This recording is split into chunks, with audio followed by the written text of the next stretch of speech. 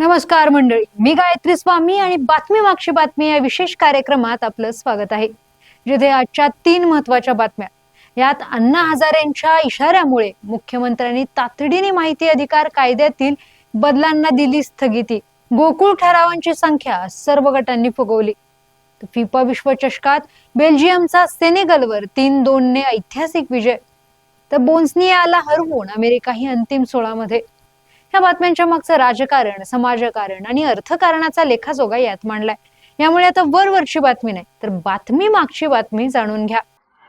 बाबा, खूप बोर होतंय. काहीतरी नवीन फ्रेश ऑर्डर करा ना. माझ्याकडे एक सरप्राईज आहे. गोकुळचा आस्वाद परंपरेचा, गोकुळ आईस्क्रीम सोबती प्रत्येक क्षणाचा. गोकुळ आईस्क्रीम. बातमी आहे अण्णा हजारेंच्या इशाऱ्यामुळे मुख्यमंत्र्यांनी तातडीने माहिती अधिकार कायद्यातील बदलांना दिली स्थगिती. माहिती अधिकार कायद्याला कमकुवत करणाऱ्या वादग्रस्त 12 नियमांच्या अधिसूचनेला राज्य सरकारने तुर्तास स्थगिती दिली आहे. ज्येष्ठ सामाजिक कार्यकर्ते अण्णा हजारे यांनी या बदलांविरोधात 5 जुलै पासून राळेगण सिद्धी येथे आमरण उपोषणाचा थेट इशारा दिला होता. माहिती अधिकार हा नागरिकांचा मूलभूत हक्क आहे, पैसे कमवण्याचे साधन नाही, अशा शब्दात अण्णांनी सरकारवर तीव्र नाराजी व्यक्त केली होती. अण्णांच्या या पवित्र्याची गंभीर दखल घेत मुख्यमंत्री देवेंद्र फडणवीस यांनी तात्काळ मध्यस्थी केली. मुख्यमंत्र्यांनी राज्य माहिती आयोगाला थेट पत्र पाठवून अण्णा हजारेंशी सविस्तर चर्चा केल्याशिवाय कोणतेही बदल करणे योग्य ठरणार नाही असे स्पष्ट केले. त्यांच्या या पुढाकारानंतर मुख्य माहिती आयुक्तांनी 12 जून रोजीच्या नव्या नियमांना स्थगिती देण्याचा निर्णय घेतलाय. शासनाने नवीन नियमानुसार अर्ज शुल्क 10 रुपयांवरून 30 रुपये, तर माहितीची प्रत 2 रुपयांवरून 5 रुपये प्रतिपृष्ठ केली होती.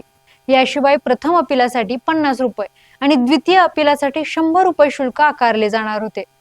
तसेच एक विषय एक अर्ज, 150 शब्दांची मर्यादा आणि फोटो ओळखपत्र सक्तीचे केल्याने सामान्य नागरिकांना माहिती मिळवणे अशक्य होईल, असा आक्षेप अण्णा हजारे व सामाजिक संघटनांनी घेतला होता.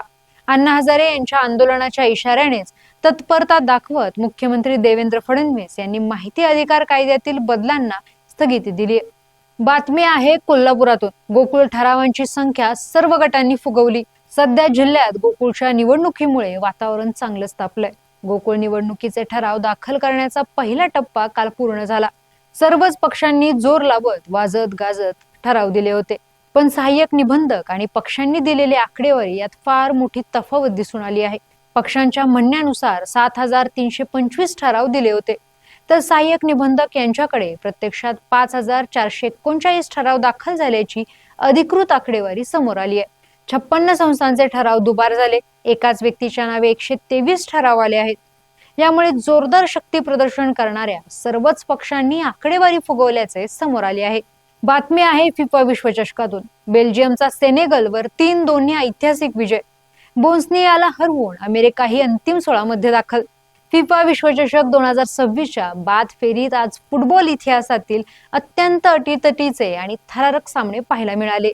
सिएटल येथे झालेल्या सामन्यात बेल्जियमने 2 गोलने पिछाडीवर असतानाही सेनेगलचा 3-2 असा पराभव करत लास्ट 16 मध्ये धडक मारली. सामन्याच्या 125व्या मिनिटाला VAR रिव्ह्यू नंतर बेल्जियमला पेनल्टी मिळाली. युरी टायलेमन्सने यावर अचूक गोल डागत बेल्जियमच्या विजेतेपदाच्या आशा जिवंत ठेवल्या.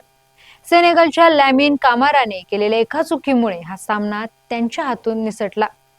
तर दुसऱ्या सामन्यात अमेरिकेने बोस्निया आणि हर्झगोविनाचा 2-0 असा पराभव करत विश्वचषकातून त्यांना बाहेरचा रस्ता दाखवलाय. कॅलिफोर्नियातील सामन्यात स्टार खेळाडू फॉलरिनने पूर्वार्धाच्या शेवटच्या क्षणी गोल करून अमेरिकन चाहत्यांना जल्लोषाची संधी दिली. मात्र नंतर एका वादग्रस्त घटनेमुळे फॉलरिनला रेड कार्ड दाखवून मैदानाबाहेर पाठवण्यात आले.